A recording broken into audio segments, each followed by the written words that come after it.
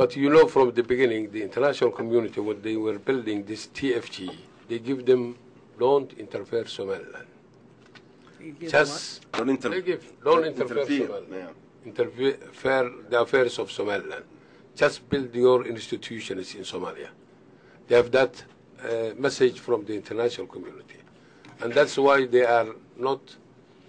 But the other day, Somalia is not a country. They are a country because they claim on us. And they have been given that they are the legitimate government for Somalia, which sometimes we see as Somalilanders. Ironic when we heard that news from the international community. The people who are not putting their house in order to claim that they are, sometimes it can be something not good to the Somalis. The people who are not doing anything will represent the Somali. It become something that we cannot, even to listen is very difficult. That people who are not reconciling by themselves for 17 years. And sometimes we ask why Somaliland that have been neglected have set up a rule of law in place and functioning state in place. And Somalia that have been supported by the international community have never materialized anything for almost 17 years. It's a question to be answered by the international community. But no secret talks. Colin had a follow-up, and you had a question. You wanted to just follow up? Just a quick follow-up. There was an article, I think it was in the Post a couple of months ago, about the Department of Defense and an internal debate within the U.S. government about Somaliland, and that the Department of Defense was actually more supportive of recognizing Somaliland. And everyone knows the U.S. government isn't a monolith. So do you see different parts within the U.S. government that are more sympathetic, and is there a strategy to I'm aware of run the interagency from the outside? More or less, we met with the State Department, we met with the Pentagon, we met different places. I see all are sympathetic, but at last we concluded, they showed us that the willingness that they can do something for us in the future. But we concluded that if there is a will, there is a way. Let them try to sort out a way that they can help us in the future. That was the conclusion that we made. If I may add to what the president is just saying, that we are aware of the article, of course. I read it as you read early in the morning with the first cup of coffee. It was really good to see that. It has been a long drought for me here in Washington, D.C. So the issue is just that I would say that no, there is no division, as a matter of fact. And again, when it comes to the harmonization between the two departments, from what we have seen only, I cannot otherwise say that, particularly on this issue, I think the policies for the Department of State and the feeling seems to be mutual, but we will see where it goes. Thanks. Yeah. I'm Catherine Southwick. I'm from Refugees International. And President, I was wondering if you or your colleagues could speak a little bit about the fact that you're this sort of an island of peace in a very volatile region. What are you anticipating in terms of refugee flows into Somaliland, and what is your assessment of Somaliland's willingness and capacity to host these refugee populations? What kind of plans are in place or should be in place? It will be very difficult for us to receive refugees. They are in place already. They came all the way from Mogadishu. Some come from Ethiopia. They are in place, but we cannot receive refugees because to our capacity. Because there are already internally displaced people of our own in place.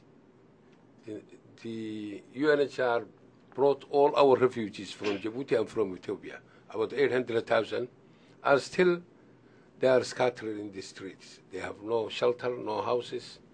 So it will be very difficult for a country like us to receive refugees. Although we didn't send them out, but we cannot help them. We have time for just one last question, Mr. President, and then his schedule requires that we adjourn. My name is Andre Lesage. I'm at the National Defense University. I was wondering if you could comment on the situation in Somalia and what you see as the prospects for further reconciliation there, the ability of the transitional federal government to broaden its base of support and maybe become more inclusive and stabilize the situation, and if you'd have any advice to give them on their way forward. I would have given them advice if they like it. But they didn't need advice because they are satisfied with their situation, because they are a government who goes to all forums, to the United Nations, to the African Union, to the Arab League, to the Islamic Conference, and I think they are satisfied with this scenario. They have been doing this business for the last 17 years, and they never make any change on the ground. So I don't think that these people need any advice, or they can read between the lines the process that we are more or less Somalis, and we know each other. They know the process that we have made. We focused and addressed our own problems one by one and solved the problem. They would have done like that. But unfortunately, they are not ready for that because they are entertaining this conference that they are going to abroad. I will advise them Dick has asked for one to last question. go through our process, It's not a question. reconcile, make compromise between them. That's my advice. Somaliland was able to reconcile it because they did it themselves without any outside financing. The TFG is totally satisfied as long as the government, the international community is financing their operations. If we only were financing a process that would have led to some, but that's not what we've been doing. No, we have, unfortunately, funded the wrong process. Well, yeah, we're talking about the same thing. One of our African friends told us there is only one who has been there, one of the governments stated that there is only one Somaliland functions, and there is a system that functions. In TFG, there is only one ministry that functions, and that is Minister of Finance. Well, look, Mr. President, I'm delighted that you were able to come to the Wilson Center. We've been delighted to host you today. I think it's been a very useful and fruitful exchange, especially for those of us, I confess, that have been not focused on Somaliland. This has been very useful for me personally. Your center have a lot of information because better than many people. Well, this has been very... Somaliland, anywhere. Well, my last intensive engagement was in the good old days of Siad Barre. I will close in just one little anecdote, which sort of reinforces your last comment. We met with Siad Barre in '81, my first time I was in Somalia, and with his entire government. We were there for several days. And 6 months later, the entire government met with me again, this time in my congressional office when I was chairing the Africa Subcommittee. And they were there to tell, and now they were dissidents.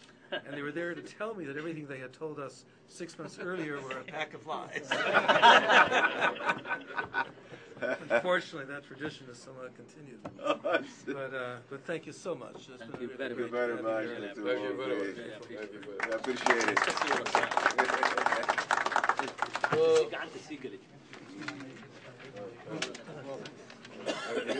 It's a double-edged sword. That's a double-edged sword. You don't know. Good lady, live No, I mean, do me a favor. More than 80%. yes,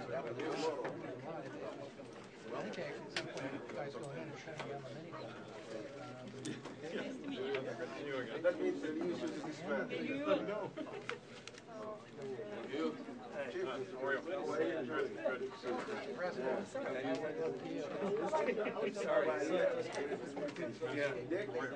are you doing? Thank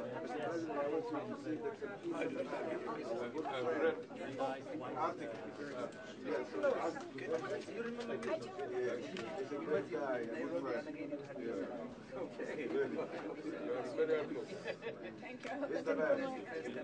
Andre, Chief, how are you doing, Professor? What was that organization that you identified yourself as independent? Yeah. Yeah, no, it's very new in Washington. It was formed in the UK 2 years ago with offices now in Brussels, New York, London, of course, and now here. What is it? Well, it is basically an organization to